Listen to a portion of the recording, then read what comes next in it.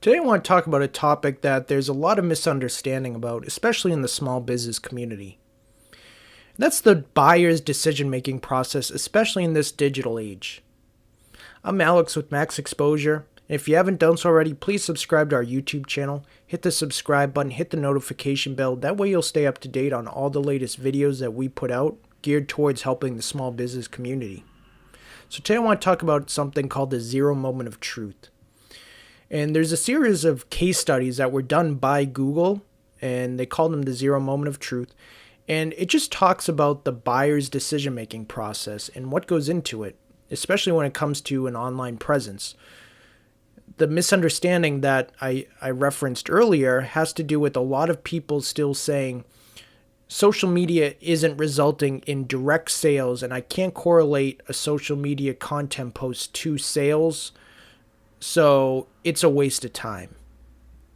And unfortunately, it's due to a lack of understanding, to be completely honest, of how buyers think in the buyer's process in this day and age. So I want to talk about this and go in depth into what each of these sections mean, because I think this is a pretty slick little graphic that illustrates it quite nicely. So the first part is the stimulus, or if you want to call it the awareness stage, whatever you want, but it's basically, you know what, you put out something through search engine marketing, social media marketing, paid advertising, whatever it is. You're creating awareness for your business. Okay? So that's kind of the obvious part. So someone's now become aware of your business. What happens next? Well, what happens next is, I guarantee you, they're going to look you up online, and they're going to compare you in every way possible to your competitors. So they're going to go on review sites like Yelp and others.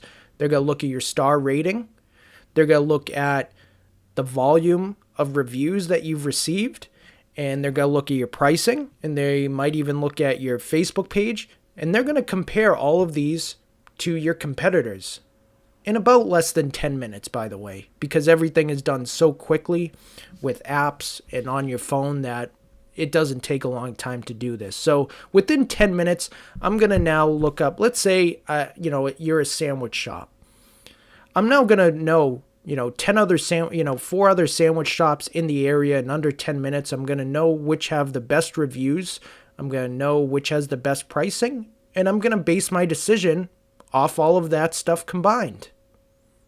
And it's that simple. So when people talk about, well, social media isn't bringing me any sales, I mean, that it's just not true, but there's a little bit more involvement to it than just doing thing A results in net sales. So it's a whole package together. So what does your online presence look like? So often I hear from prospects and other people, I've been in business for 30, 40, 50 years, whatever it is, and we've provided the same service, the same this and that. And then the truth is, I go on my phone and I look them up, and there's hardly anyone following their Facebook page, and they only have a couple reviews, and they're all pretty mediocre. So right away, it casts doubt on what you're saying. And people don't take what you're saying at face value, because to be completely honest, I've never come across a business that has said my product or service is just mediocre, and quite honestly, we provide just okay service. It doesn't happen. Everyone says their product or service is the best. Everyone says their pricing is the best, whatever it is. And online reviews and your social media presence are going to tell the real story. Because if you are providing that outstanding service, you're providing that outstanding experience, people are going to share it online. They're going to want to talk about it. So again, let's take a look at what your social media presence, what your online presence, what your reputation looks like online, and it will tell the real story about your business. And then we go into the purchasing phase. Are you providing a outstanding purchasing process to your customers in the digital age?